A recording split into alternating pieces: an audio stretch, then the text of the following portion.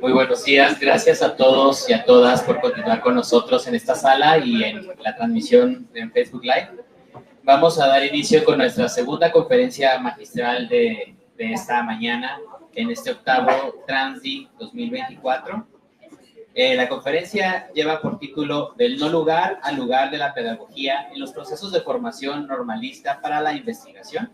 Esta conferencia estará dictada por la doctora Imelda Álvarez García y el doctor Fabián Martínez Hernández. Ellos vienen de la Escuela Normal de Ecatepec, Estado de México. Y será moderada por la doctora Yasmín Vargas Gutiérrez y como asistente académico el doctor Jorge Eduardo Martínez Iñiguez. Cedo la palabra a la doctora Yasmín Vargas para que haga la presentación de nuestros ponentes y les dé la palabra para iniciar esta conferencia. Muchas gracias a todos. Buenos días a todos los que nos acompañan en esta sala y a todos los que nos acompañan por Facebook Live. Bienvenidos a esta conferencia. Comparto con ustedes una síntesis del extenso currículum de ambos conferencistas. La doctora Imelda Álvarez García cuenta con el reconocimiento del Sistema Nacional de Investigadores del Consejo Nacional de Humanidades, Ciencia y Tecnología, CONACYT. Es licenciada en Psicología Clínica, con maestría en Tecnología y Ciencias de la Educación, con doctorado en Educación y doctorado en Educación Especial.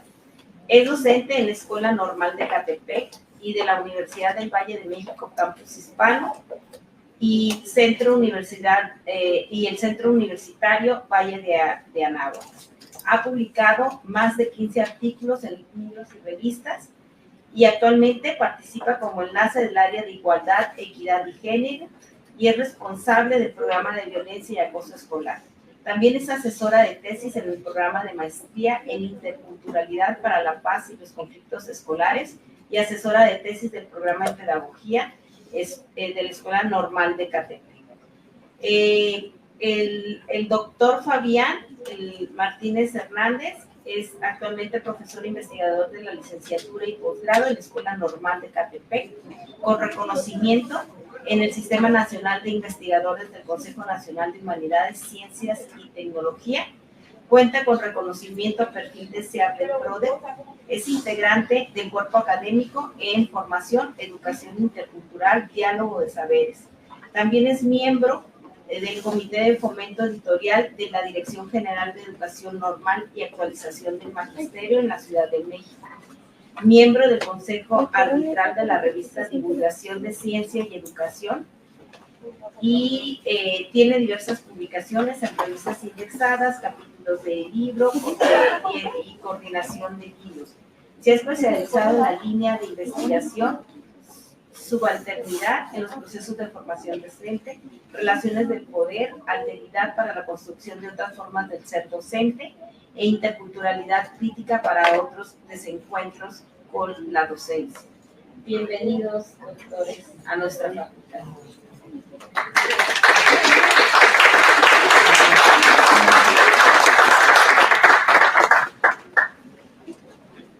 Muy buenos días. Bueno, muy buenos días. Queremos compartir nuestra enorme gratitud, nuestra enorme felicidad por el abrazo y el recibimiento que estamos teniendo aquí en Mexicali. Nos sentimos muy contentos, muy abrazados y muy apapachados. Nosotros somos de la Escuela Normal de Ecatepec, somos profesores de tiempo completo. Y bueno, aclarar que las escuelas normales del país son las instituciones que son encargadas primordialmente de la formación de profesores, usualmente para la formación de infancias de la educación básica, que es preescolar, primaria y secundaria, y salvo algunas escuelas normales para escuelas preparatoras. Y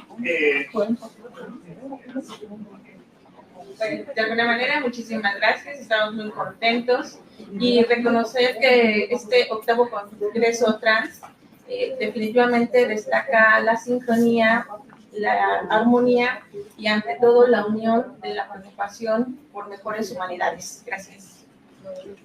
Muchas gracias por ello. Bueno, la charla que hemos titulado para el día de hoy, hemos puesto el nombre del no lugar al lugar de la pedagogía en los procesos de formación normalista para la investigación, y quisimos poner como los dos rostros que usualmente vivimos desde los espacios de formación docente, porque hay rostros, hay presencias y hay cuerpos que todo el tiempo están comunicando, ¿no? Y que muchas veces que sin expresar palabras, en automático sabemos a qué nos estamos refiriendo, quienes transitamos los espacios de formación en las escuelas normales. Pero también hay prácticas, que también son rostros, que no son nombrados, ¿no? O en su caso no tienen lugar, no por la importancia, no por el escaso valor, simplemente porque están invisibles o están ensobrecidos.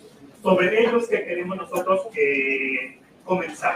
Y para comenzar queremos recuperar la experiencia que tuvimos en una charla, en una entrevista muy corta con una compañera maestra, y que va a ser el pretexto para comenzar este diálogo. Es que en este dialogar continuo le preguntamos, bueno, que nos compartiera un día común en su lugar de trabajo. Ella nos contesta, dice, son las 7 a.m., profesor y estudiantes caminamos apresurados, entrar al salón y comenzamos las actividades del día. Todos ocupamos nuestro lugar. Los pupitres son para los estudiantes y el escritorio para el profesor. El plan y programa de estudio es el centro desde donde conversamos y donde nos hacemos docentes. A partir de esta respuesta que nos comparte nuestra compañera, que seguramente es compartida, quienes compartimos el territorio, le preguntamos, bueno, ¿qué es lo que se hace en la escuela normal? Dice, bueno, en la escuela normal se aprende a construir una planeación didáctica, ¿no? Materiales didácticos, escuchar, enseñar contenidos, evaluar aprendizajes. Todos en la escuela conocemos nuestro lugar. Uno enseña y el otro aprende, ¿no?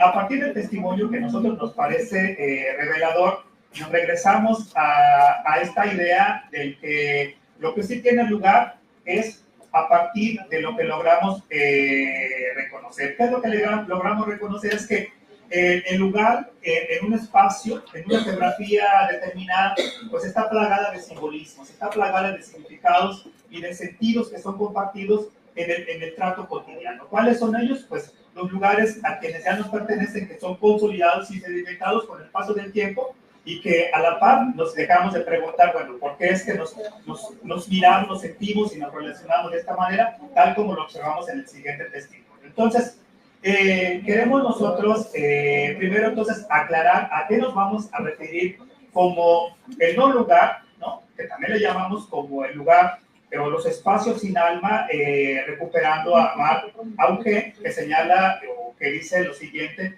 con esto de los no lugares, ¿no? Aquello que no tiene lugar en los espacios, en cualquier espacio, particularmente en los espacios de formación docente. Dice, el no lugar es un concepto que define cualquier espacio donde el ser humano permanece anónimo. Como bien puede ser el aeropuerto, supermercado, o también lugares fronterizos y campos de refugiados. Lugares que son vísperas, que no prevalece la poesía del habitante. Esta idea de permanecer en el anonimato, esta idea de ser fronterizo, esta idea de ser un espacio resbaladizo, metafóricamente hablando, pareciera que no tiene mucha carga simbólica, pero en tanto estamos en ese lugar, hay simbolismos que son compartidos, ¿no? Y que en tanto son compartidos, en tanto el tiempo y el espacio es gravitado, y al momento en el que se da cierta significación. Entonces, en los espacios de formación docente, nosotros consideramos, a partir de los testimonios recuperados, es que la formación docente muchas de las veces también se considera como resbaladizo, como un lugar habitado, pero un lugar habitado por instrucción, por lo dado, por lo necesario, por hacer, y en tanto uno habita lo que el otro dice, por tanto, en tanto se es. Entonces, cuando nosotros nos referimos que permanecemos anónimos, es que la palabra o el pensar o el sentido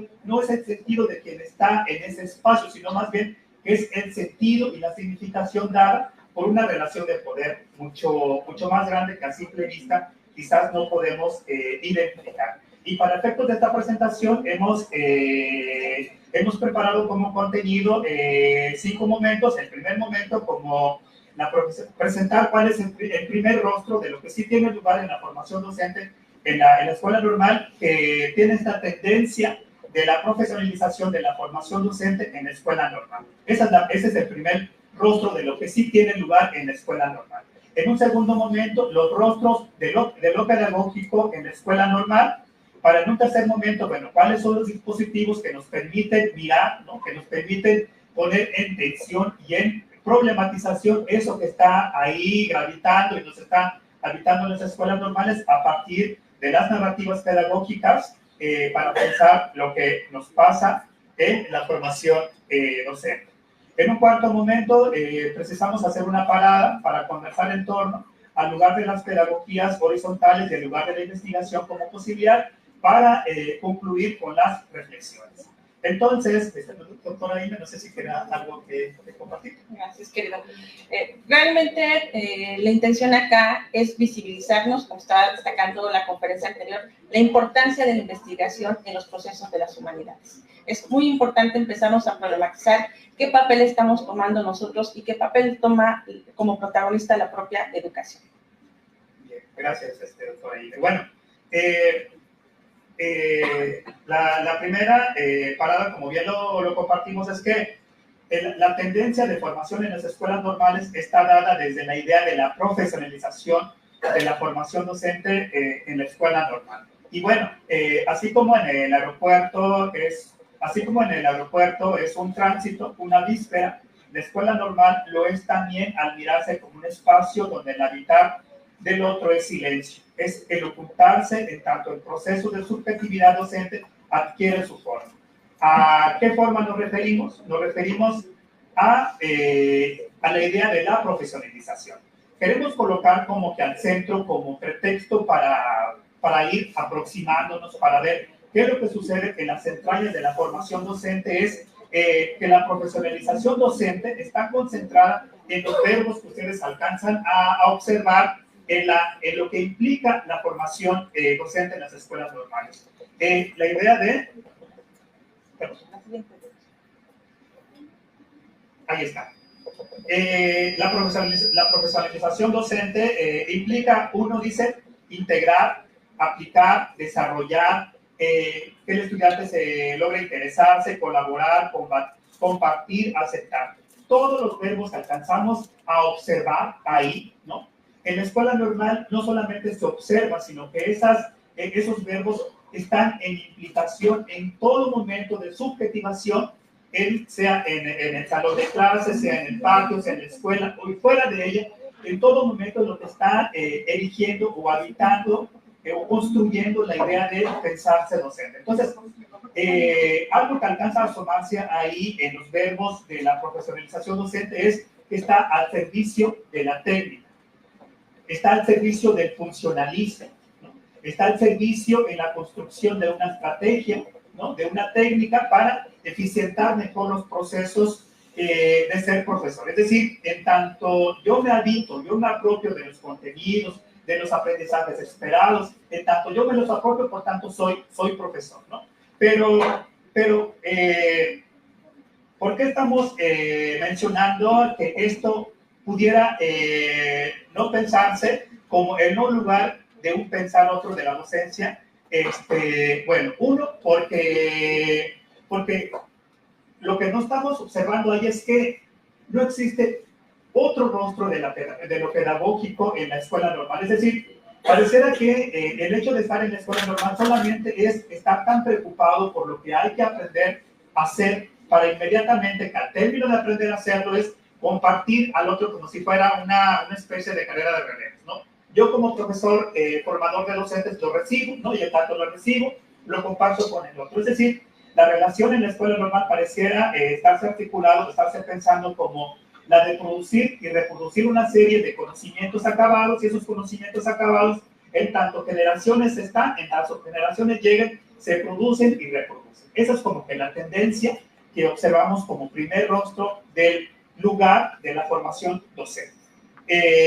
Bueno, el no lugar de un pensar otro entonces, de la docencia, comienza a desnaturalizarse, ¿no? Cuando nosotros comenzamos, primero, problematizando lo oculto en la formación docente a través de reconocer que la escuela es una institución creada por la condición moderna. Es decir, bueno, vamos a ver más adelante, son como tres esferas, tres momentos que nosotros reconocemos que en un lugar está fuertemente permeado por tres horizontes que nos ha estado impregnando desde, pues nosotros podríamos decir desde la conquista española, desde el año de 1492, ¿no? Con el encubrimiento de lo no blanco, ¿no? Con el esconder de lo blanco, ¿no? Nos dijeron qué es lo que tenía que hacerse y cómo se tenía que hacerse, ¿no? Y hacia dónde tendría que pensarse esa formación. Entonces, de esta mirada, pues lo seguimos cohabitando. En un segundo momento, lo que nosotros queremos compartir es cómo es la genealogía, cómo es la geografía de lo que sucede en la escuela normal a partir de un conversa con la gramática normalista como sistema de opresión y hegemonía, para en un tercer momento conversar sobre lo oculto de la formación docente como relación de subalternidad. Luego entonces queremos recuperar una cita de Dussel, citado en Hegel, para cuando, recuperando esta idea, ¿no? De por qué pensamos, por qué somos y por qué nos relacionamos y nos encontramos de esta manera.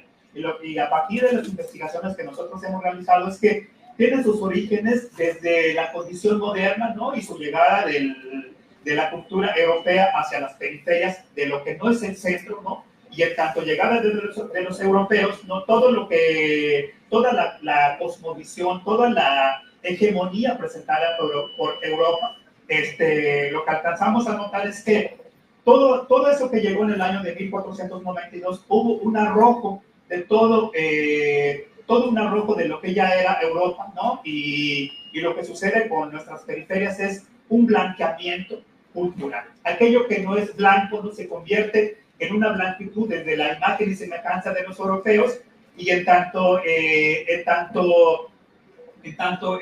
otro que no es europeo, el otro que es indígena, el otro que vive desde la periferia, ¿no? En tanto se acercó a la Biblia, en tanto el acercamiento a los diferentes grupos religiosos, lo que sucedió es una blanquitud, un blanqueamiento cultural que nos ha estado atravesando desde aquellos tiempos y hasta este momento, similar a lo que nosotros estamos haciendo como símil de lo que nos pasa en las escuelas normales. Es decir, lo que estamos viviendo en la escuela normal es efecto de lo que tiempo atrás se ha construido. Y algo muy similar tenemos, y nos parece potente y valioso recuperar la cita de Dussel en Hegel cuando opina, ¿no? de lo que los europeos están haciendo hacia América, cuando dice, ¿no? Porque la historia es la configuración del espíritu en forma de acontecimiento. El pueblo que recibe de tal elemento, el pueblo que recibe como principio, el pueblo que recibe un tal elemento como principio natural, refiriéndose al pueblo de las periferias, como en Latinoamérica, contra el derecho absoluto que él tiene por ser el portador actual del grado de desarrollo del espíritu mundial, el espíritu de los otros pueblos no tiene derecho alguno. Esta cita, recuperada por Hegel, es refiriéndose a las zonas periféricas, a las zonas particularmente de Latinoamérica, que no habría mucho que hacer más porque el destino de lo que está fuera de Europa pues ya estaba escrito. ¿Por qué no estaba escrito? Por esta relación de poder, por esta relación hegemónica que previamente se había construido. Entonces, en ese sentido, Europa, particularmente Alemania e Inglaterra, tienen así un derecho absoluto por ser el portador del espíritu en este momento de su desarrollo, ante el cual todo otro pueblo no tiene derecho, ¿no? Entonces, desde esa perspectiva, ¿no? Y a partir de esta mirada de blanquear lo no blanco, ¿no? Le llamamos nosotros, desde la literatura revisada, como la perspectiva del eurocentrismo. ¿Cuál es la intención de esta mirada eurocéntrica? La sacralización del poder imperial del norte o centro sobre el sur, periferia o el antiguo mundo colonial y dependiente.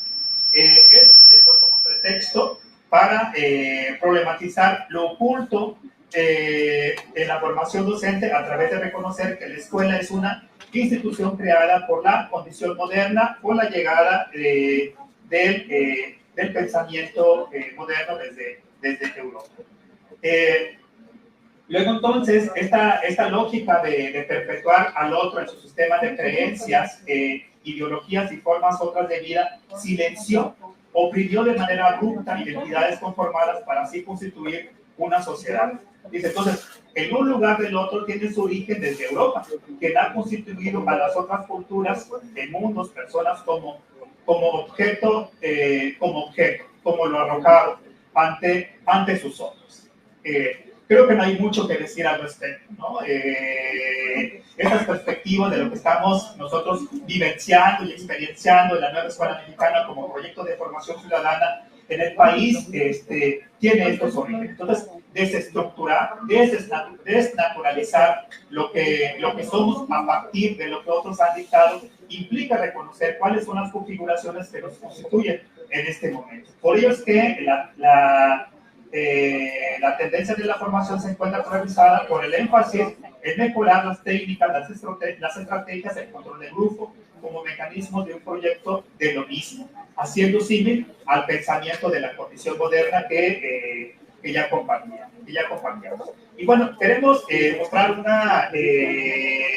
una experiencia vivida en las prácticas profesionales de estudiantes, docentes de formación de la escuela normal, en sus acercamientos a las escuelas de educación básica, donde podemos observar, ¿no?, o visualizar y convocamos a sentir, ¿no?, cómo es que esta condición moderna, eurocéntrica, depredadora, controladora y de observancia de lo que hay que hacer, está presente no solamente en nuestros entendimientos y comprensiones, sino también cómo el cuerpo ha encarnado y cómo el cuerpo, ¿no?, en tanto encarnamiento es que se vive en la cotidianidad de las escuelas de la educación básica, desde los primeros momentos de acercamiento a las escuelas de educación básica, cuando en una conversación entre docente titular con sus estudiantes surge esta conversación que colocamos como al centro, ¿no?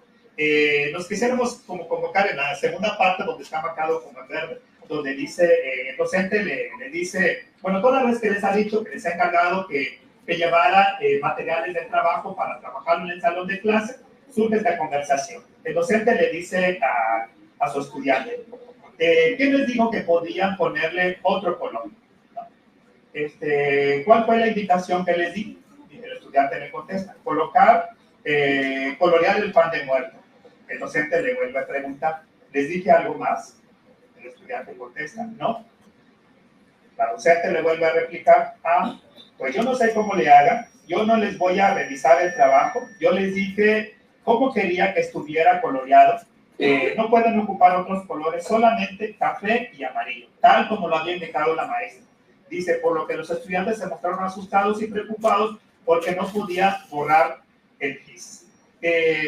Esto que les estamos compartiendo tiene que ver con esta idea de que del no lugar tiene su origen desde Europa, que ha constituido otras formas, otras culturas, mundos, personas como objeto de lo arrojado. Me parece que el ejemplo de la narrativa que compartimos aquí recupera en gran medida lo que nos habita como herencia cultural arrojada por un rostro de poder que en aquel momento ensangretó, invisibilizó, ensordeció, ¿no? Y que hasta este momento, si rastreamos nuestra historia, nuestros genes, nuestras historias de vida, pues todavía gran parte siguen ancladas, ¿no? Razón de importancia es que es necesario, ¿no?, conversar, no lo que pasó, por supuesto que sí, ¿no?, pero también lo que nos está pasando y lo que nos habita y las significaciones que todavía se siguen de manera invisible, que se están creando en las escuelas de la educación básica. Entonces, en ese sentido, queremos compartir que queremos más bien mostrar, ¿no?, cuál es la genealogía, cuál es la geografía, cuál es la gramática por la cual se estructura y se vive la escuela normal, y para ello nos queremos referir por gramática normalista, por la organización y la cultura institucional de la tradición normalista de formación de profesores, cuyas culturas de organización que develan comportamientos que dan sentido y significado el proceso de formar maestros en las escuelas normales. ¿Cuál es la gramática normalista que nosotros logramos identificar a partir de recuperar registros, entrevistas y otros elementos pues, que nos permitan pues, conversar con lo que nos pasa en la escuela normal? Una de ellas que existe una tendencia a la vigilancia y el control del cuerpo a través del uso del uniforme. Es decir, estudiantes de 18, 19 a 25, 30 años, todavía en las escuelas normales se tiene la tendencia de ocupar el uniforme.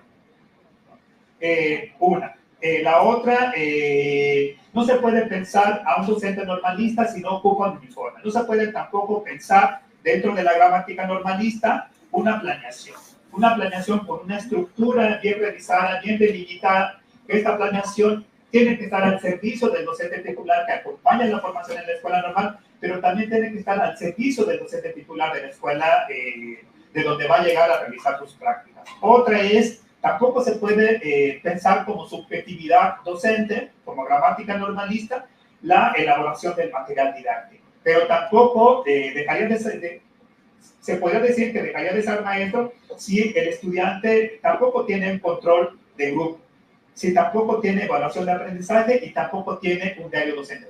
Todas estas características configuran y edifican y muestran el rostro desde la subjetividad de la escuela normal, lo que sí tiene rostro, lo que sí tiene lugar. Desde ahí es donde nos estamos configurando, desde esta perspectiva que nosotros llamamos como la condición moderna o el pensamiento del eurocéntrico que está al servicio de lo que otros están solicitando ser.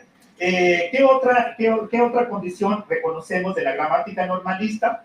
El reglamento de prácticas profesionales, ¿no? Y la reunión con padre de familia para quienes su desempeño académico no cumplen los requerimientos mínimos.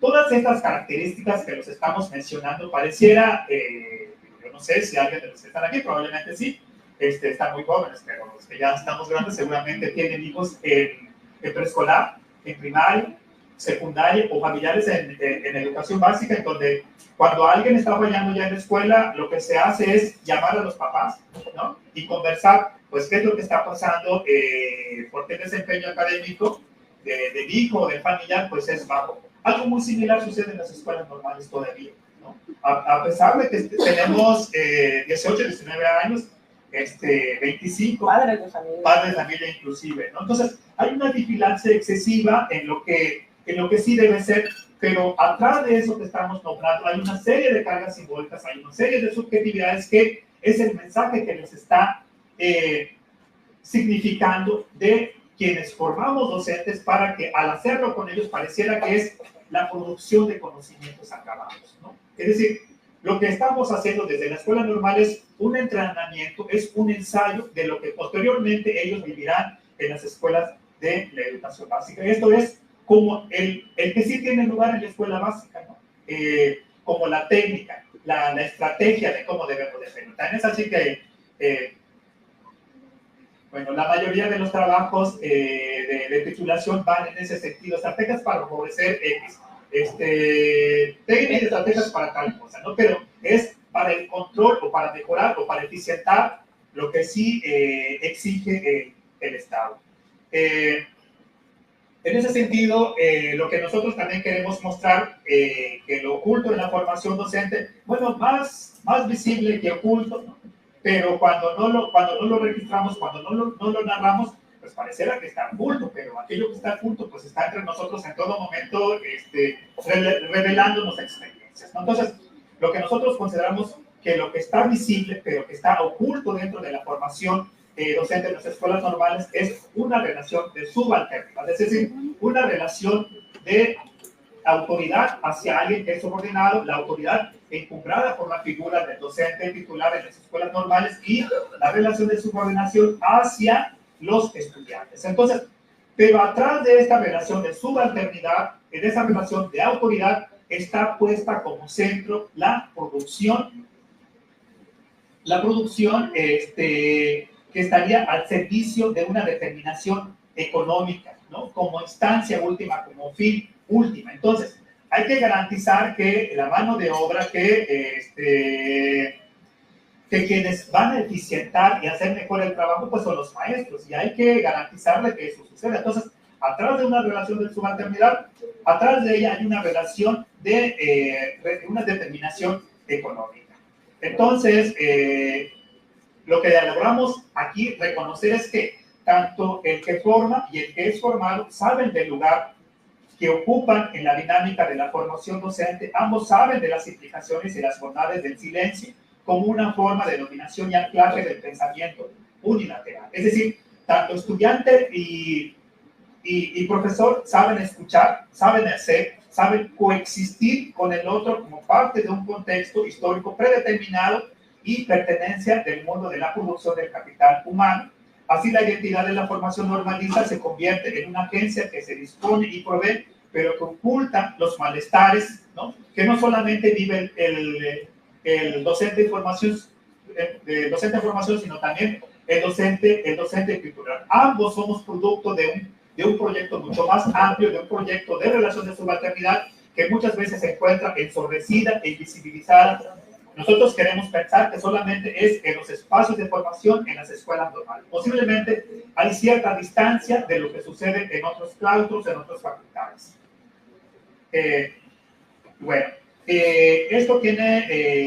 Esto está fuertemente vinculado con lo que la doctora Imelda nos va a compartir, que le vamos a llamar como los rostros de lo pedagógico en la escuela normal. ¿Cómo es que se vive la cotidianidad en la escuela normal? A partir de las voces, los entendimientos y cómo el cuerpo lo expresa a partir de las narrativas pedagógicas. Muchas gracias. Estaba destacando el compañero, el doctor Fabián, una palabra clave muy importante en los procesos. En este sentido, sobre todo en la educación normalista, esta gramática normalista está representada propiamente en el proceso de formación docente. El proceso de formación docente puede iniciar o tiene que tener algunas fases, en este caso la fase previa, la fase fantástica, cuando algunos de nosotros de repente estamos muy infantes y decimos, ay, quiero ser docente, quiero enseñar a las personas porque me gusta aprender, y colocamos a los muñequitos, ¿no? Y ahí les vamos dando clase. Esa primera conciencia, cuando es tan fuerte ese llamado, comenzamos a destacar en ese famoso proceso inicial, cuando los estudiantes van, se convocan, hacen su examen, son preparados y por lo tanto ya son estudiantes normalistas. En ese proceso destaca esa famosa inserción, son esos 4 años de formación, donde lo que el estudiante empieza a adquirir, sí, son conceptos, son teorías, pero al mismo tiempo son meramente procedimientos. Y el procedimiento clave es la planeación. Lamentablemente la planeación se ha sujetado a ser solamente un formato que tiene que ser requisitado con los datos de la escuela, la actividad, algunos métodos, y ante todo no puede faltar rigurosamente la evaluación. Esta condición está subjetivada por 4 años, condicionada también, como está destacando, primero al docente, en este caso responsable de prácticas, y después aparentemente al docente que está encargado de ese acompañamiento dentro de las escuelas de educación básica para que esto suceda. Y si eso está bien planteado desde esta subjetividad, pues entonces esto puede ser utilizado para enseñarle a los niños. Sin embargo, este resultado, como destacó el doctor Fabián, pues propiamente tiene ese origen de subalternidad que tiene que partir propiamente de los planes y programas de estudio, de esa rigurosidad, de esa estandarización, de esos perfiles de egreso para garantizar que ese producto se dé. Y entonces ese ser docente propiamente está configurado por una historia reproductiva, ¿no? ¿Cuántos modelos educativos ya hemos tenido? Y que de alguna manera sí, reconozco que tienen algunos matices, pero de origen sigue siendo una estandarización o una colonialidad de ese pensamiento educativo. Esta subjetividad planeada durante 4 años, lo primero que cuarta es la creatividad del docente. De ese ser que empezó con esa divinidad, con ese deseo de ser docente y propiamente es de alguna manera invisibilizado por esos estándares tan rigurosos que tiene que configurarse y por lo tanto ese pensamiento muchas veces queda anulado. Y de repente en esos momentos de formación nosotros empezamos a preguntarnos qué papel juega la planeación en el proceso de formación docente. Y ahí voy a enganchar un poquito la actividad pasada, la conferencia pasada, donde decía la palabra mágica, contextualizar. ¿Qué lugar guarda la pedagogía en estos actos de formación docente? La vida, como tal, cada uno de nosotros está sujetado propiamente de esas cargas simbólicas, ¿no? Nos nombramos y nos identificamos con esos procesos de formación cotidiana, pero que también el docente se va subjetivando a través de esos procesos, esas cargas simbólicas que cada semestre a semestre se van formando en ellos. Por lo tanto, se va justificando, pareciera ser una estandarización en una forma de pensar, de sentir,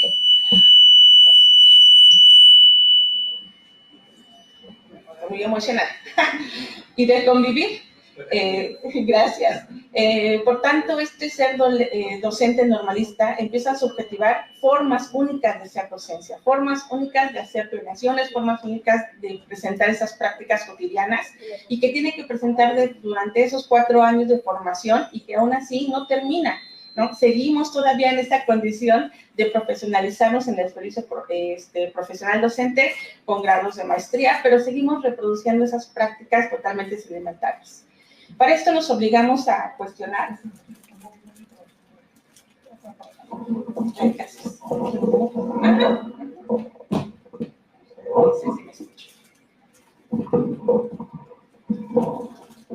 Bien, gracias. Para esto nos cuestionamos, y es en esto que ¿qué lugar ocupa la pedagogía? ¿Cómo viven los docentes en formación su proceso pedagógico? ¿De qué manera dan cuenta los docentes en formación la construcción de la planeación como un proceso de indagación, hablando del contexto?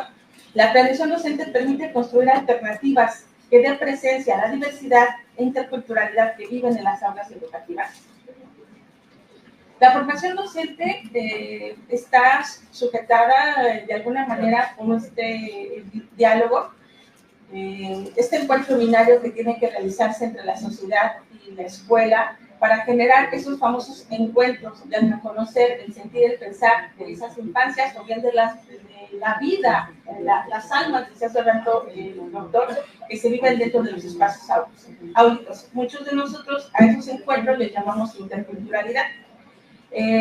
Sin embargo, también ese diálogo desde estas prácticas experimentadas, de esos procesos de subalternidad, lamentablemente también evita que esas cuestiones, que esas relaciones como tal se encuentren, porque están tan sujetadas, tan obligadas a tener esa presencia del que sabe, es el adulto, en este caso el pensamiento eurocentrista del docente responsable de prácticas, o el docente en este sentido que muchos de nosotros hemos escuchado, somos docentes, formadores, ¿verdad? Y que solamente ellos son los que tienen el conocimiento.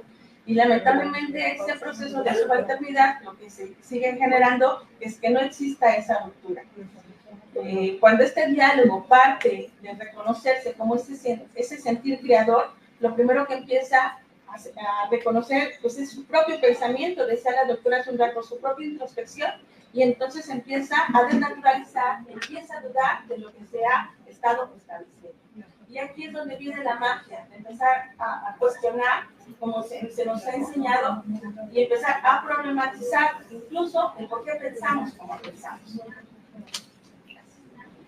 Desde esta perspectiva, vamos a darle una mirada, un momento a la fenomenología para reconocer en este caso, los pensamientos de subjetividad. Gracias.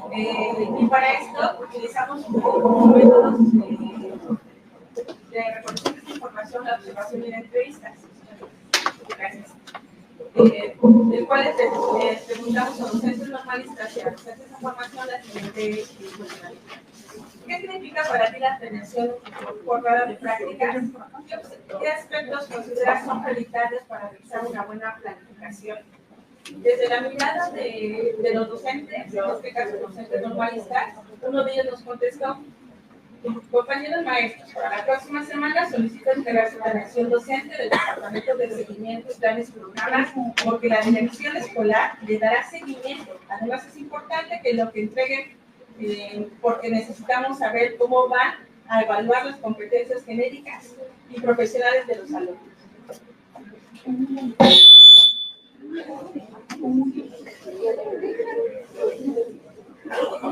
Para que por favor, procuren ustedes. estamos observando propiamente este proceso de formación, este proceso de identidad docente que es la planeación. Lo primero que tiene que dar la validad es, en este caso, la autoridad, ¿no? Y aquí es donde estábamos diciendo ese blanqueamiento de esos procesos, ¿no? Esta colonización que nos están haciendo constantemente en esos años de formación docente.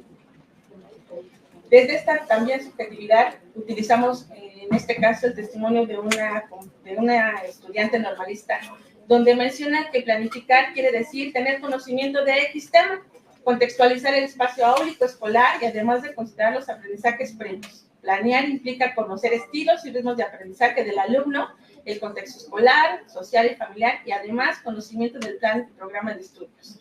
Si se dan cuenta, empezamos a reconocer que aparentemente la planeación sigue siendo esa receta de cocina, ¿no? Tiene y por lo tanto se convierte. Y entonces destaca Schurz. Es sometida a esta intersubjetividad que constituye una característica del mundo social. Es decir, así le dijeron que era la planeación y por lo tanto esta condición es reproducida y solo así puedes ejercer el deber ser de la docencia. Aquí vamos a dar cuenta de la importancia de esta propuesta que aquí estamos destacando, compartiendo con ustedes las narrativas pedagógicas, para destacar y mencionarlos que estas historias que nos entrelazan, estos pensamientos que de alguna manera nos unen a todos estos actores educativos, empieza a preguntarnos y a cuestionarnos qué me pasa, ¿verdad? ¿Qué es lo que pasa y qué nos pasa? Somos muchos los actores, somos muchos los rostros y por lo tanto todos tenemos esa interacción, esta vida como tal, esa vitalidad. ¿Cómo encontramos estas subjetividades? Como estábamos destacando, estas narraciones contienen las experiencias, empezamos a dudar de esas experiencias, empezamos a conocer y a implicarnos. ¿Qué fue lo que hice? ¿No? Y empieza este famoso diario, empezamos a recolectar esos aciertos y de alguna manera esos compromisos o esas posibles implicaciones al cuestionarnos de qué manera lo sentimos esta implicación que influye en la investigación. Es decir, a veces no somos conscientes que en el primer momento que nosotros nos estamos implicando, que nos estamos cuestionando, estamos haciendo investigación. Y solamente cuando traemos esos pensamientos a una estructura física nos damos cuenta de que existen y entonces esa reflexión cobra más forma, cobra más significado. Esta implicación empieza a generar este diálogo de esa introspección y empezamos a construir pequeñas problematizaciones, empezamos a construir esos supuestos y empezamos a insertarnos en esta investigación. Empezamos muchas veces a construir proyectos de investigación destacando estos planteamientos sobre qué es lo que vamos a investigar, sobre qué es lo que vamos a planear, para qué vamos a planear y cómo lo vamos a hacer. Y es aquí donde empezamos a cuestionar nuevamente cuál es el lugar de la investigación, cómo saber qué extracto de la vida elegimos para hacer una investigación. De todo eso que me ha pasado, de todo eso que nos ha pasado, ¿qué es lo que tengo que empezar a investigar, a dar cuenta? Si bien la formación docente es este proceso arduo, dinámico, que implica ser disciplinado y reconocer estos conceptos y técnicas, lamentablemente desde los principios filosóficos que tiene la educación normalista parte desde sus dos ejes. Mejorar el proceso educativo, los procesos áulicos y ante todo que esta capacitación adquiera nuevos métodos, nuevas técnicas, pero ¿de dónde salieron? No sabemos. ¿Y qué pasa? Pues que sigue dando un lugar a esta pedagogía reduccionista, pragmática, funcionalista, como destacaba, que tiene que cumplir pues ese dogma del discurso oficial, ¿no? Reproductiva del sistema educativo. Y entonces no hay lugar, hay ausencia de esta pedagogía reflexiva que nos obliga a dudarnos, que nos implica dudarnos, que empezamos a indagar y ante todo empezamos a construir investigación. Y esto entonces nos obliga a preguntarnos qué otras pedagogías existen, qué hay más allá para empezarnos a cuestionar este ser y esta formación docente. Bien, muchas gracias. ¿Sí me alcanzas? Bueno, lo que hemos hecho en esta primera parte son más bien hacer como una serie de pinceladas y mostrar como aquello que ya está pasando, que entre comillas podríamos como anticipar, ¿no? O dar por hecho de que al vivirlos en automático logramos darnos cuenta de que lo que nos pasa pues es algo natural, es algo completamente normal, que así tienen que ser las prácticas educativas en las escuelas. Hablamos desde el contexto de las escuelas normales. Posiblemente las facultades, otros territorios, las formas de construirse docente y construir su humanidad pertenecen desde otras lógicas, ¿no? Pero acá lo que nosotros hemos encontrado es que la tendencia es la idea de normalizar, de naturalizar prácticas y que muchas veces ese sentido de ser docente solamente es compartido para quienes viven ahí, ¿no? Tal es el caso de la formación de las escuelas normales. Entonces, lo que nosotros estamos proponiendo, bueno, esta primera parte como el que sí tiene lugar, ¿no? Y más bien lo que nosotros queremos colocar, como ya bien lo decía mi compañera, es el no lugar de la pedagogía y las posibilidades de la pedagogía a través de lo pedagógico en las escuelas normales para hacer otras lecturas de mundo, otras relaciones, otros encuentros, y la posibilidad de estos encuentros es a partir de conversar con otras epistemologías, con otras metodologías, con otras teorías y por supuesto con otras prácticas y que tienen que ver con una relación más de horizontalidad.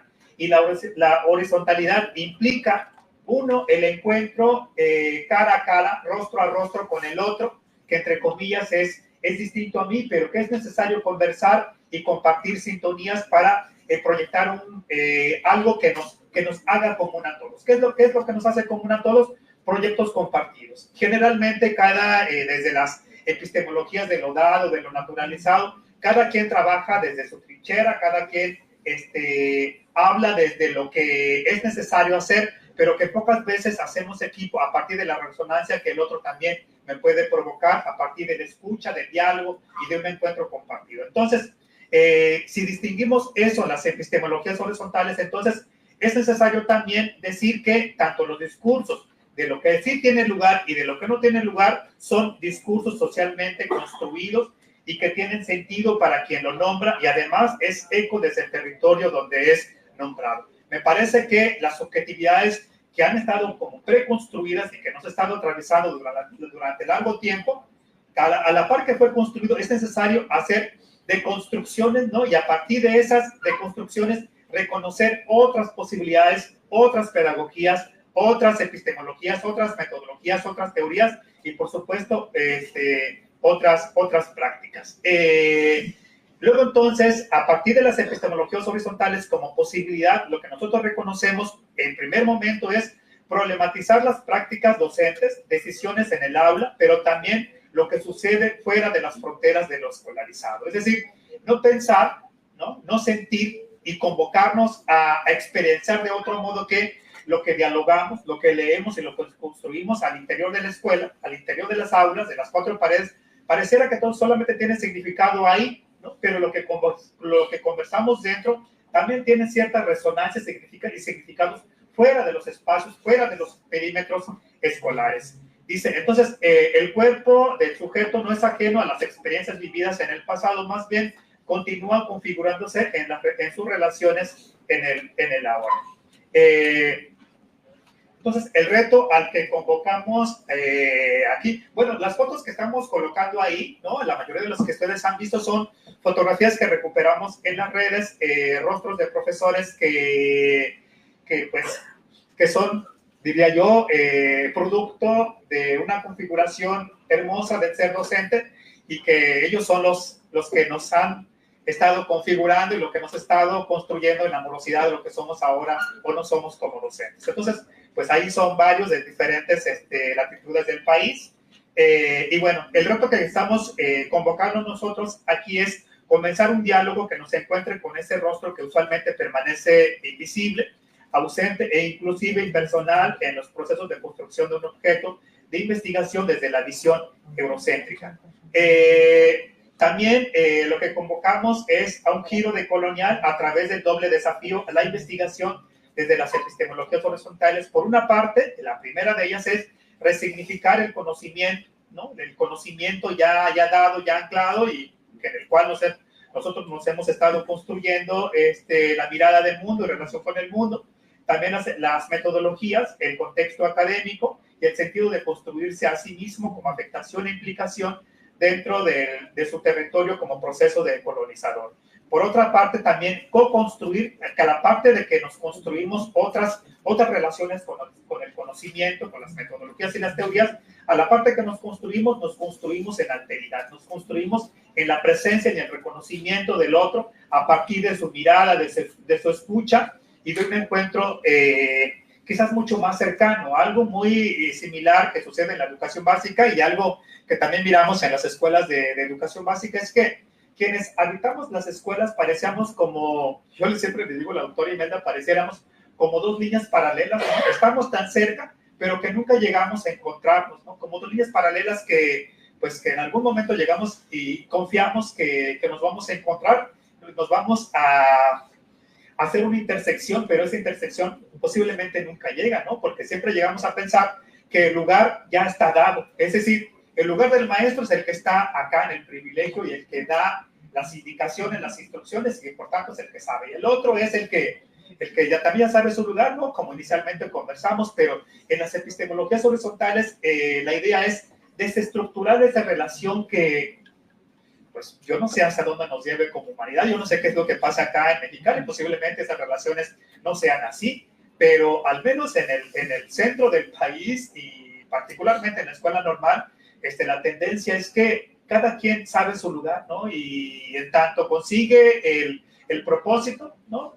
Nos desdibujamos, ¿no? Y nos olvidamos de lo que fuimos en ese territorio y pareciera que la vida continúa, ¿no? Así, más o menos como el cine que mostrábamos en la cita inicial, como si estuviéramos como una especie como en un aeropuerto, ¿no? Que tanto nosotros subimos a nuestro destino, partimos y nos olvidamos de lo que minutos antes estábamos, ¿no? El no lugar pareciera tan permanente en las escuelas de la educación de formación normal. Entonces, la idea es construirnos en colectividad, en un contexto social y educativo, espacios de saberes compartidos y de acción conjunta. Tarea gigantesca para la propuesta de formación nacional, cuya mirada está puesta en decolonizar saberes para incorporar otros saberes que han estado ahí presentes durante muchísimo tiempo, desde antes de la conquista española, que igual son de valiosos, pero que nunca habían tenido lugar dentro de los espacios de formación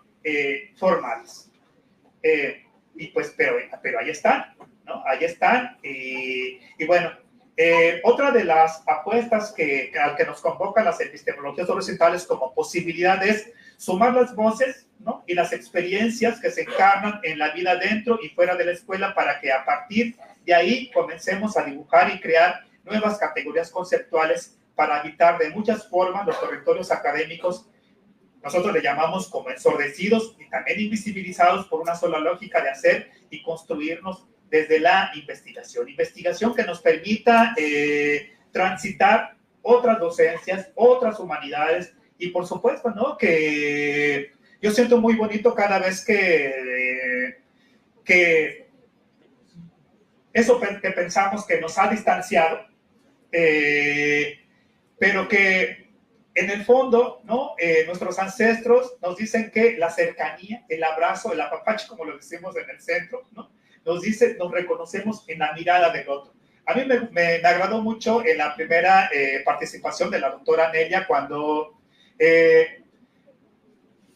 podía leer el rostro, ¿no? Y el cuerpo de la doctora Nelia cuando se emocionaba al decir o al expresar la gratitud al doctor Joaquín, ¿no? Pero eso no está permitido en las epistemologías colonialistas, ¿no? Sentir al otro está prácticamente prohibido, decir la amorosidad, decir la relación amable y de sentir la presencia de ese otro, ¿no? Y de reconocer la valiosidad del otro no está tan permitido en las epistemologías horizontales. Sí está permitido historizar la presencia del sujeto, ¿no? Reconocer lo valioso de la historia del sujeto y cómo se potencia en su presente. Eso está permitido en las epistemologías horizontales.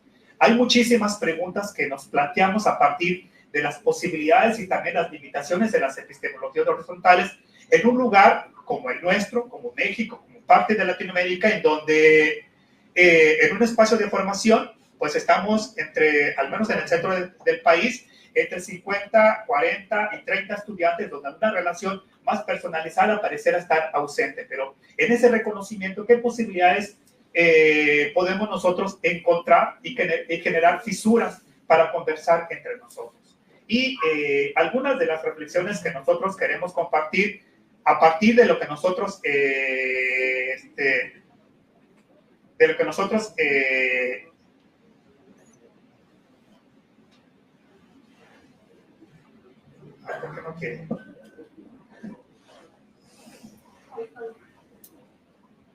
ahí está. Algunas de las reflexiones que nosotros queremos colocar como centro y como posibilidad. Uno es reconociendo que es necesario identificar distintos planos de evidencia para asegurarnos que somos causa y principio de procesos históricos que se legitiman desde la docencia, ¿no? Lugar donde se legitiman, donde se construyen, donde se producen y reproducen lo dado, pero también lo que es posible como alternativa, ¿no? Como fisura de crear otras humanidades, otras sensaciones, otras emociones, otras historias de vida, de formación, particularmente de las escuelas normales.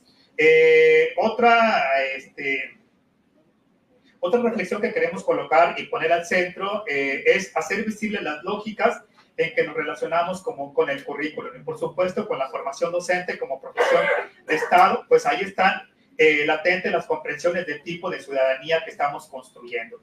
Y finalmente, leer en reversa, leer en distinta colocación, en distinto pensar y en distinto sentir la gramática normalista, en cuya implicación es pensar distinto las lógicas de construcción de la docencia y el rediseño de nuevos códigos de comunicación. Pareciera esto que les estamos compartiendo, pareciera que es tan, no sé cómo expresarlo, algo tan sencillo, pero identificarlo, ¿no? Identificarlo, reconocerlo y abrazarlo, lastima mucho, porque nosotros los profesores que estamos aquí al frente, ¿no? Y quienes también nos están acompañando como compañeros, nosotros al momento de reconocerlo es hacer esa vigilancia, ¿no? Y esa pausa en el tiempo de cómo es que nos estamos configurando dentro de la escuela, ¿no? Y en tanto reconocimiento, bueno, hay posibilidades dentro de un espacio perimetrado y amurallado del control y de la vigilancia constante a partir de reglamentos, de normativas,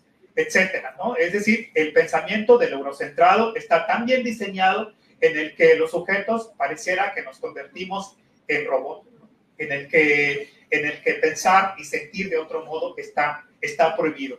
Pero desde la experiencia que nosotros estamos compartiendo, creemos que es posible sentir también la educación, sentir la presencia de la amorosidad a partir del reconocimiento del rostro del otro, desde nuestras diferencias, pero también que esas diferencias cómo nos pueden configurar de lo común como proyecto de ese territorio, pero también como de lo común, de lo que es posible construir como país y como nación, ¿no? Puede ser desde el norte, centro, sur, este, oeste.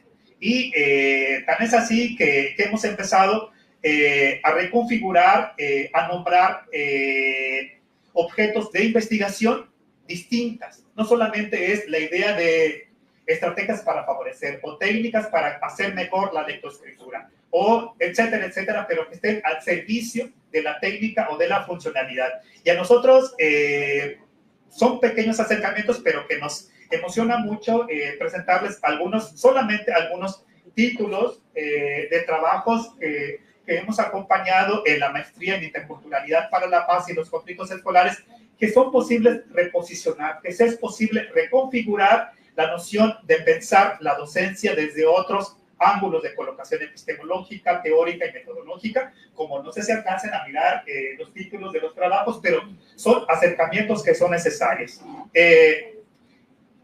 Les leo, si es que nos alcanza a ver, creo.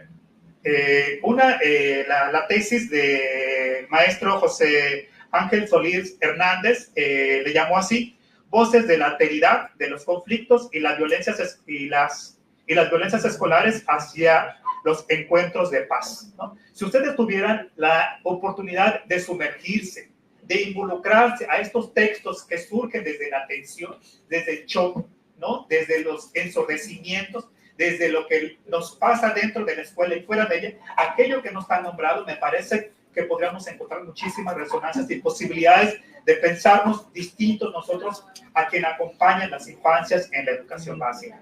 Para el caso de Omar Fragoso García, que le llamó el acto dialógico como principio de las interacciones y encuentros más humanos. posibilidades de las relaciones interculturales. Él es profesor de educación física, el maestro José Ángel es profesor de música y creatividad también en educación básica, y son experiencias, me parecen muy bonitas, que hay testimonios de experiencias muy valiosas en donde la construcción no es desde la norma, no es desde la regla, sino desde la alteridad, no desde la escucha y de la mirada compartida entre profesor y estudiantes y todos los actores educativos que se encuentran en las escuelas. Otras, bueno, no vamos a decir todas las tesis, ¿verdad? Pero otro título de tesis que a nosotros nos parece muy valioso, ¿no? Es de construir los discursos de género en preescolar, una alternativa decolonial para resignificar la docencia, que presenta Verónica Marisol González Cervantes, y otra tesis de Diana Paola Rosas Covarrubias, que es de licenciatura, le llamó así Alteridad en la educación, ser y estar con el otro, perspectiva de docentes en formación desde la Escuela Normal de Ecatepec. Y si nos pudiéramos revisar cada uno de los trabajos de compañeros de licenciatura, tanto de la licenciatura en educación primaria, la licenciatura en inclusión educativa, educación física, en la maestría en interculturalidad para la paz, y ahora en la línea de investigación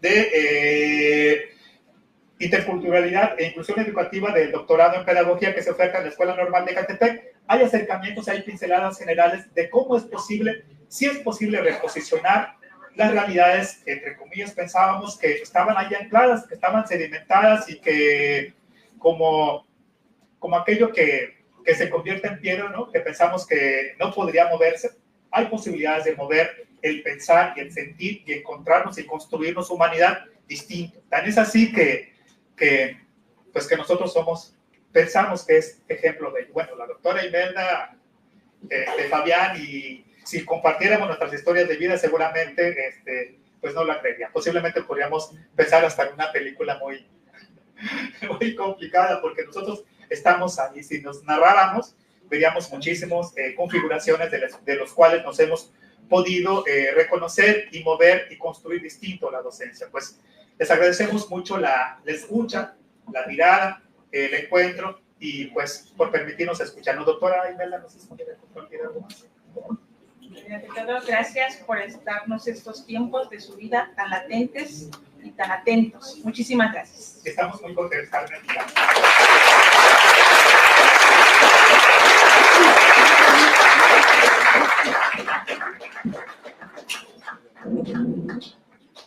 Muchas gracias, doctor Fabián.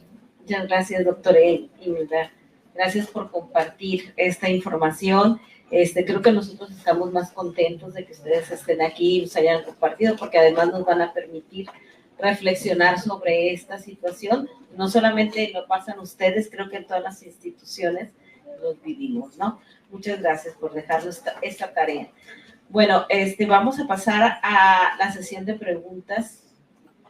Jóvenes.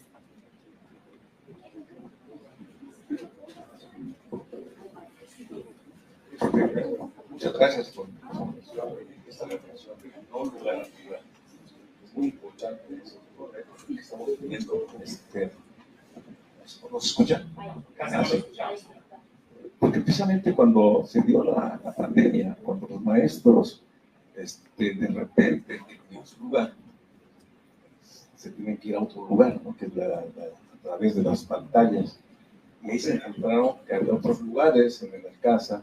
Entonces, creo que es un problema muy interesante porque, y más ahorita, ¿no? Que vivimos en un mundo virtual, porque pasamos de lugares a medios lugares. Creo que es importante para en esta nueva comprensión de un mundo superconectado. Y creo que además vimos, digamos, acá estamos en un lugar, ¿no? Tenemos nuestros referentes, símbolos, nuestros intereses. Pero también vivimos en un mundo muy virtualizado, que eso también tiene sus lugares, pero que también tiene detrás, pues, incluso una ideología, es un mundo sociotecnológico que tiene una tendencia particular y que a veces nos vemos inmersos sin darnos cuenta y vamos perdiendo nuestro lugar nuestro lugar de origen. Creo que me parece como que esta reflexión es muy importante, más allá no del ámbito de las escuelas normales, sino de lo social, de la cultura. Y efectivamente creo que el planteamiento, que son estas epistemologías horizontales, me imagino que deben trabajar también sobre las epistemologías del sur, donde precisamente se hacen ese planteamiento de cómo incluir otros lugares culturales, que no solamente sean los científicos, los tecnológicos, sino que podamos resolver esto. Creo que, sobre todo en la educación virtualizada, nos llevan realmente a un mundo, pues, es muy interesante, porque nos interconecta, pero también nos humaniza. Y creo que me parece como importante, para mí es un planteamiento importante.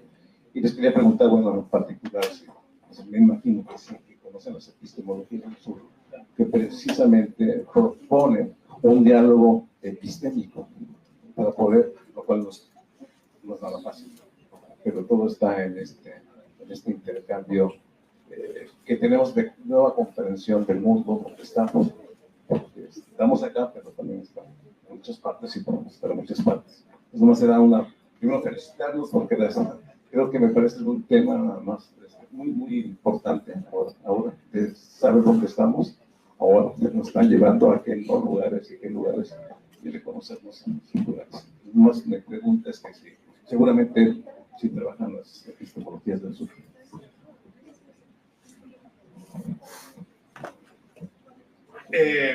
Me gusta mucho, maestro, esto que comparte, que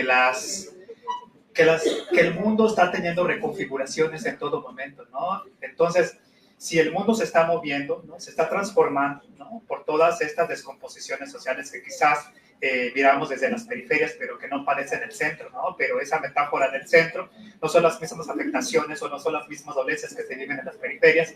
Me parece que eso es una inquietud, ¿no? Desde estos grupos de las epistemologías decoloniales, las epistemologías del sur, desde las periferias, han comenzado ya desde algunos años, ¿no? Tan es así que Enrique Dussel, Luis Ventura de Sousa, Silvia Cusicanqui y otros tantos, y que también en nuestro país hay varios, pero que pareciera que se tiene que ganar como que cierto espacio, ¿no? Como que pagar el piso para formar parte de esas epistemologías de lo decolonial, pero la intención acá me parece que es el reconocimiento de lo valioso que se gesta, ¿no? Y que ha estado presente siempre desde las periferias y que también tiene el mismo nivel de lo valioso como lo han tenido los que han estado en el centro, ¿no? Los que han estado configurándose y teniendo un lugar como lo único lugar de poder, ¿no? En prácticas tan sencillas, por ejemplo, ¿no?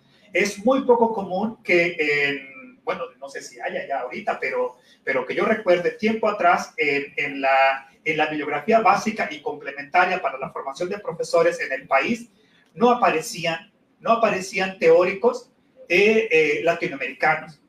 La mayoría de ellos eran europeos o estadounidenses, pero lo valioso no solamente está en el centro, también las experiencias que convivimos y que construimos en narrativa, similar a lo que nos comparte la doctora Imelda. Y pues las epistemologías del sur pues se encuentra fuertemente vinculada y atravesada en el pensar y sentir las epistemologías horizontales. Por supuesto que sí, ¿no? Y es muy valioso la voz y la palabra que han surgido desde una característica que atraviesa las epistemologías decoloniales, ¿no? Que tiene que ver con el malestar, con la dolencia, ¿no? Benjamín Berlanga lo llama como ¿cómo se lo llama? Esta idea del reconocer como la dolencia, como desde el fastidio, ¿no? Como el grito que ha estado ahí sangrando, pero que nos hemos aguantado porque si lo expresamos, ¿no? Puede llegar a alguien a oprimir, ¿no? Y a perseguir eso que se está expresando que va en contra del sistema.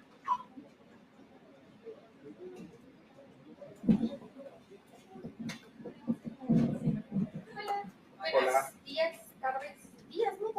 Tardes ya. ¿Tardes? Qué rápido. Bueno, primero que nada, muchas gracias por por la pequeña conferencia, la pequeña plática. Se nos abrió la invitación a través de nuestro maestro Jorge, gran maestro, por cierto, le echamos flores toda la vida. Nosotros justo en esta materia o en otras materias también estábamos viendo cosas muy puntuales sobre toda esta relación entre la escuela normal, los docentes que no llevaron que son docentes pero no llevan una formación en una escuela normal, sino que la llevan en otros perfiles como nosotros que vamos a ser egresados de ciencia de educación y se nos abre esta apertura a la ley de docencia y así, pero que en ocasiones hay habilidades o hay competencias que no tenemos tan desarrolladas como docente, como alguien que se ha adjudicado una carrera tal cual como pedagógica o en una escuela normal, que somos conscientes de ello. Pero, aún así, pues cumplimos con el perfil, ¿no? Pero quería preguntarles a ustedes, así como tiene todo este lado bonito y romantizado de la educación a través de docentes formados en la escuela normal, si hay algún desafío o alguna problemática que realmente se enfrente con la adaptación de ahora de toda esta idea de la nueva escuela mexicana, que si bien hay condiciones donde uno puede leerlo y desde ignorancia o el poco saber o el suponer y no preguntar, ¿no? Que tiene mucha libertad, tiene mucha cátedra de pauta de decisión del docente y así, pero si hay algún desafío que realmente para personas que se formaron en la escuela normal, al implementar su trabajo, pues como si tienen algún desafío en acomodarse a este tipo de modelo, o si les facilita este tipo de modelo, o si tienen muchísimas ideas de la escuela mexicana, ¿no? Pero al final lo que está pautado solamente es una sola idea. Pero si hay algún desafío que ustedes miren o realmente es totalmente ventajoso, o más o menos cómo va el camino por ahí. ¿Los dos no pasan nada? Gracias. Creo que el primer desafío que estamos presentando todos los que queremos y amamos la docencia, y en este caso la educación, como parte de ese deber ser ético, es la implicación. En la medida que tú te impliques con todo eso que estás leyendo, que compartes, para ver si como lo estás interiorizando, es como la esencia de ese conocimiento, esa aprehensión que haces, en automático vas a tener ese compartir con el otro, ¿no? Decía la maestra, estas condiciones éticas, la ética tiene que ser el bien común de tu bien para con el otro, ¿no? Empieza contigo porque eres el primero que te tienes que dar cuenta de ello, pero también tienes que acompañar al otro, darte tiempo para que el otro tenga ese mismo acercamiento y generar en esas condiciones pues toda tu esencia, toda tu moral, todos tus valores del respeto, de la comprensión, de la tolerancia, del esfuerzo, y juntos implicarnos en eso que estamos conociendo. Pero es una responsabilidad compartida, pero sí reconozco que nace y tiene un origen primero existencial, de tener esa convicción de implicación, y a través de ese acercamiento juntos poder modificar y crear nuevas formas de relacionarnos, nuevas formas de convivencia. Destacaba hace un rato, creo yo, desde mi propia experiencia y desde mi propio mucho conocimiento, creo que ya no estas pedagogías ni horizontales ni verticales alcanzan. Tendremos que crear nuevas formas de reconfigurar este conocimiento en la medida que todos empezamos a tener esa resonancia, ¿no? A veces el idioma es un conflicto, pero tenemos que tener esos compromisos. Gracias. Mencionas como los retos que pudieran reconocer los docentes en formación. Más bien quisiera más bien comenzar con lo que no es reto y que es reconocido en la escuela normal, ¿no? Lo que no es reto para ellos, ¿no? Y hablo desde testimonios, desde experiencias, es que hay un dominio, ¿no?, de los contenidos de los planes y programas de estudio de la educación básica. El plan y programa de estudio de la educación básica se convierte en un documento eje rector desde donde se forma el docente en formación. Por tanto, eso no es un reto, ¿no? Tampoco es reto el reconocimiento de lo que hay que hacer del plan y programa de estudio de educación básica, particularmente de la nueva escuela mexicana, ¿no? Tampoco es un reto. Lo que yo sí creo que es un reto para los profesores de la educación básica es, primero, que atrás de todas estas prácticas, de esos pensares, es que hay un proyecto civilizatorio y hay un proyecto de formación ciudadana. Y si no tenemos claridad ¿para qué la nueva escuela mexicana? Dentro de un territorio mexicano, ¿no? Que tiene una historia de colonización severa y de aniquilación de formas de pensar otras, me parece que lo que estaríamos haciendo entonces es repetir, ¿no? Repetir y enseñar, pues, qué significa qué quiere decir la interculturalidad crítica, la inclusión, la perspectiva de género, etcétera. Pero una cosa que habría que reconocer ahí es que son diferentes niveles de lectura, ¿no? Una que está al servicio de la práctica, ¿no? Entender que la interculturalidad se enseña, se comprende nada más y ahí termina, o más bien qué implicaciones y qué lecturas hay atrás de esas categorías conceptuales, ¿no? En tanto tengo claro el proyecto de formación que tenemos como país, ¿no? Me parece que sería creo que eso es uno de los grandes retos que tenemos en las escuelas normales, tener, más bien, yo diría, permitirnos conversar desde otros territorios, pues no sé, desde la filosofía, desde la sociología, desde la antropología, ¿no? Lo que está convocando el Congreso, desde la transdisciplina, ¿no? ¿Cómo desde las transdisciplinas nos podemos compartir, ¿no? Saberes que no son mis saberes, son saberes que son compartidos para la construcción de un proyecto ciudadano, nacional y del mundo, en donde todos nos reconocemos como valiosos y que podemos compartir desde nuestros lugares de construcción y de enunciación. Creo que es uno de los grandes retos, no sé si solamente de la escuela normal, ¿no? O si de otros espacios de formación o de otros planos. No sé lo que pudiera compartir.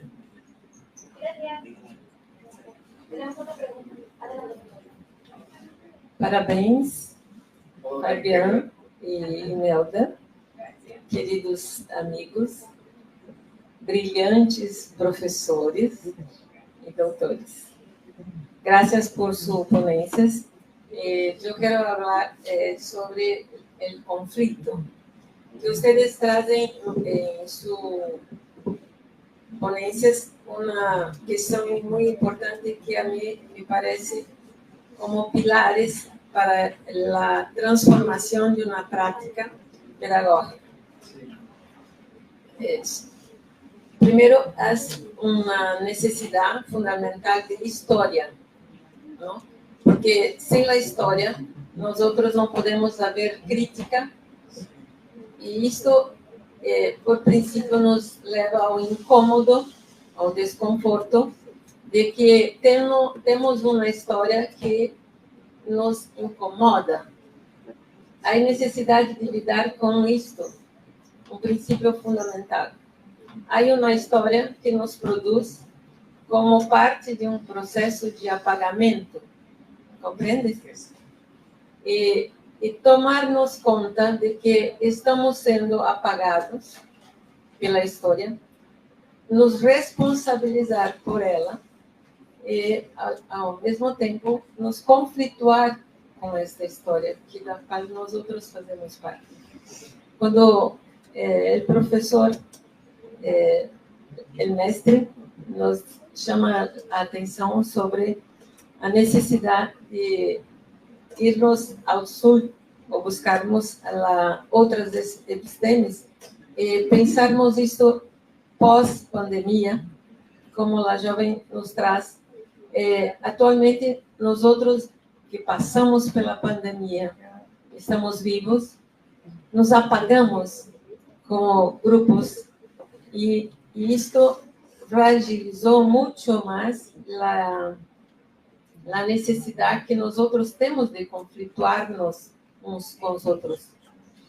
Então, compreender também que esse é um momento muito raro que estamos vivendo. Muitos jovens e muitos professores e professoras estão tão complexamente doloridos que se negam, não querem se conflituar, porque a dor de tudo que passaram, a solitude que vivem, não conseguem avançar. Então, a pedagogia que vocês trazem de la normal é uma pedagogia que exige coragem, porque assim como exigem a coragem de se conflituar na diferença que nós outros temos por princípio de nossa humanidade e nessa diferença avançarmos. Então, gostaria de perguntar como lidar com este conflito que é nosso, né, de la dor, de la solitude e, ao mesmo tempo, necessita de uma história e de avançar na história. E penso que vocês falaram brilhantemente, mas gostaria de oportunizar um pouquinho mais tensionar o conflito necessário para avançar.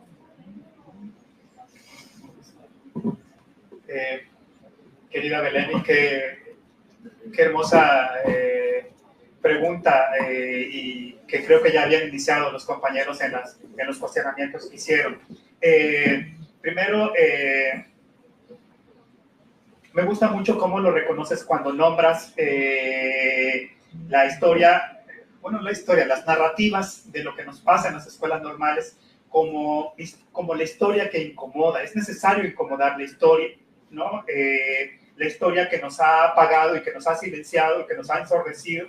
También que es necesario conflictuar lo dado, lo sedimentado.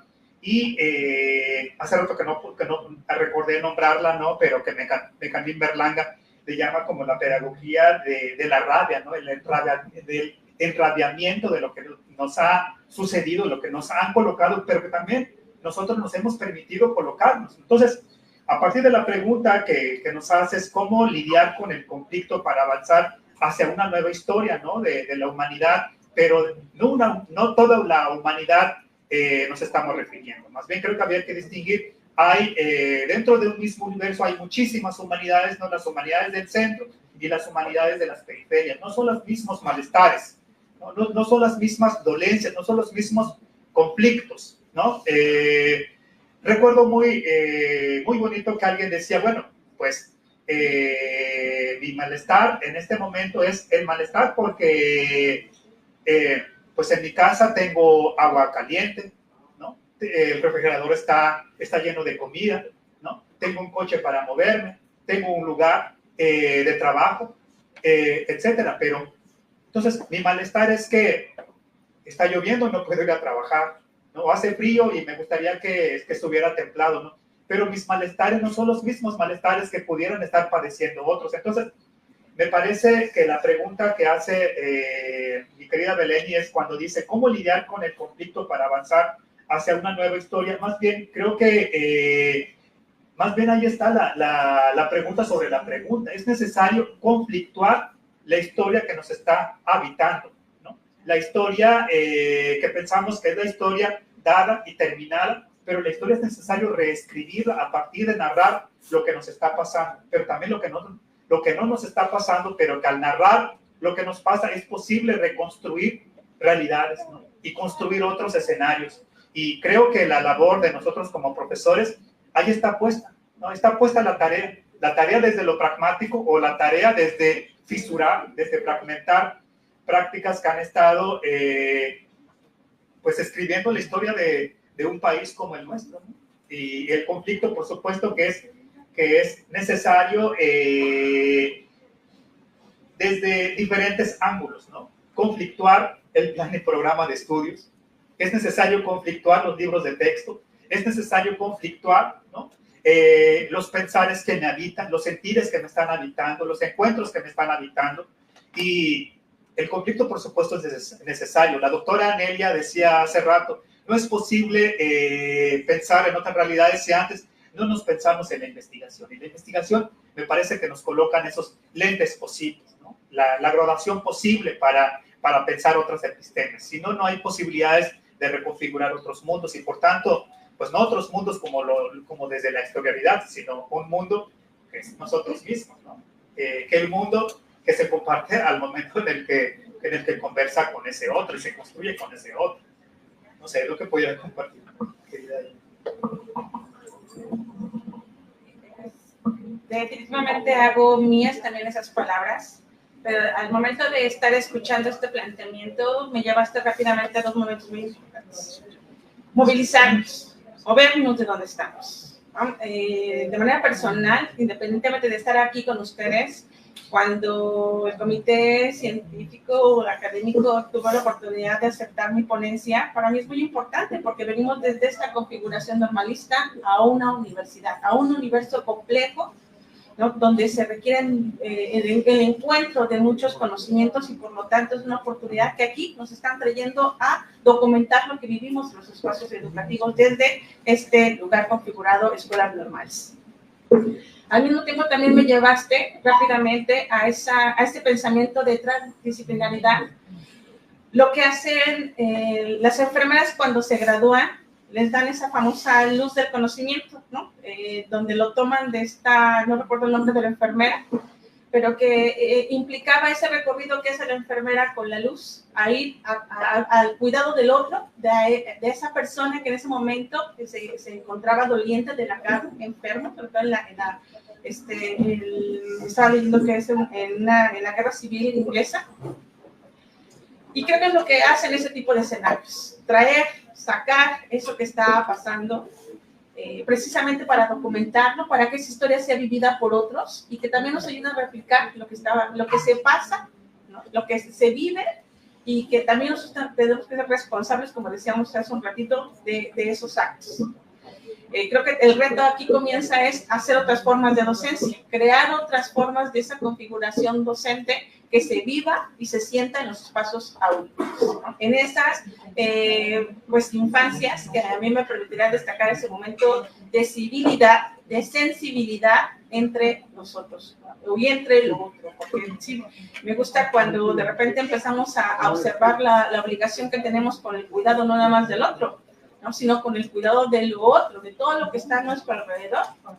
De la responsabilidad que tengo de que algo que ya no ocupé, desecharlo, cuando reconozco que hay hasta espacios donde esos objetos se están reutilizando y esa conciencia me va a permitir que esto que yo estoy replicando, alguien que me vea, alguien que lo nombre, que lo empiece a sensibilizar, desde esa civilidad, pues va a empezar a apropiarse. Entonces, creo que ese es el reto que tenemos, que lo que nosotros estamos documentando, apropiarnos y mostrarlo a los demás.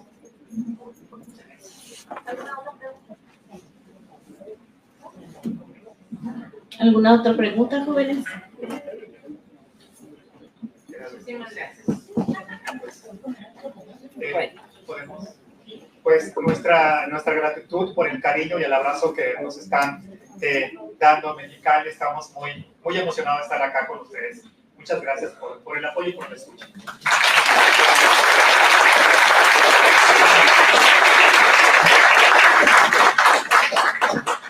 Bueno, les agradecemos esta presentación, la verdad fue muy enriquecedora para todos. Universidad Autónoma de Baja California, 2024, año de los pueblos y humanos, pueblos originarios y de personas afroamericanas, Facultad de Ciencias Humanas. Quien suscribe, directora de la Facultad de Ciencias Humanas, dependiente de la Universidad Autónoma de Baja California, hace constar que la doctora Imelda Álvarez García y el doctor Fabián Martínez Hernández participaron como conferencistas magistrales por invitación en el 8º Congreso Internacional de Educación y Transdisciplinariedad, Experiencias Transformadoras, mismas que se programa para su desarrollo durante los días 23, 24 y 25 de octubre de 2024. La doctora Álvarez García disertó y el doctor Fabián Martínez disertaron la temática de no lugar al lugar de la pedagogía en los procesos de formación normalista para la investigación en fecha 23 de octubre del presente, en representación de la Escuela Normal de Catepec, Estado de México. Se extiende la presente en la ciudad de Mexicali, Baja California, a los 23 días del mes de octubre del 2024. Atentamente por la realización plena del SER, directora, doctora Heidi Anneli Zúñiga Anya. Muchas gracias.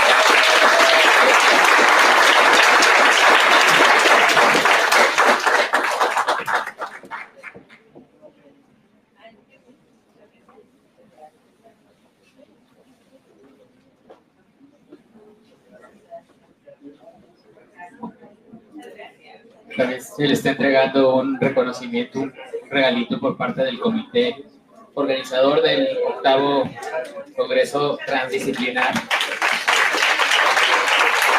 Muchas gracias.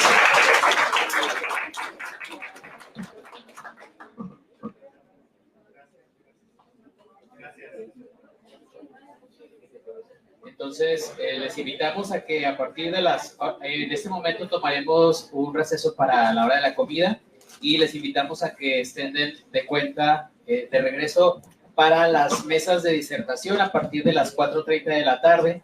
Aquellas personas que vayan a participar en mesas de disertación que son en línea, será el bloque 1 y podrán revisar en la página www.redtransit.com. Las personas que nos acompañan en la transmisión en vivo nos estaríamos viendo el próximo día de mañana para las conferencias a partir de las 9 de la mañana. Y los demás, a partir de las 4:30 de la tarde, regresamos para las disertaciones. Muchas gracias. Hora de Baja California, por supuesto.